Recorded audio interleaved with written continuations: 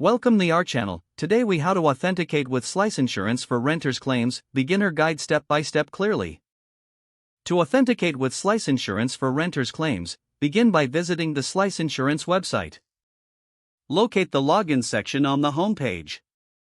If you already have an account, enter your registered email address and password.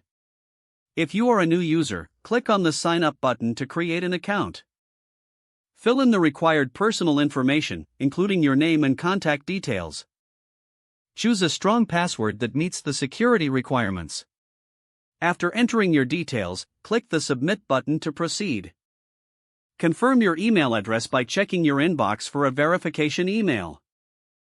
Follow the link in the email to activate your account. Once your account is activated, return to the login page. Enter your email address and newly created password to log in. Once logged in, navigate to the Claims section of your user dashboard. Select the option to file a new renter's claim. Provide the necessary details regarding your claim, including the type of incident and any review all entered information for accuracy before submitting your claim. After submission, you should receive a confirmation email regarding your claim status. Monitor your email for further updates or requests for additional information from Slice Insurance.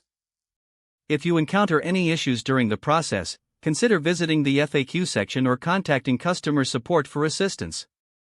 If the page does not load, refresh the browser or try again in a private or incognito window. Make sure you are using the correct email address, then retype it carefully to avoid small typos. If your password is not accepted, use the reset option and create a new strong password you can remember. Check your spam folder for verification or security emails, then complete any requested confirmation steps. Enable two-factor authentication if available to improve account security and reduce unauthorized access risk. After signing in, review your profile details so your contact information and settings are accurate and current. If you see an error message, note it down and try again after restarting your device and internet connection. Log out when you finish, especially on shared devices, to keep your account and payment information secure. If the page does not load, refresh the browser or try again in a private or incognito window. Make sure you are using the correct email address, then retype it carefully to avoid small typos. Don't forget to like this video and subscribe to our channel for more step-by-step tech guides.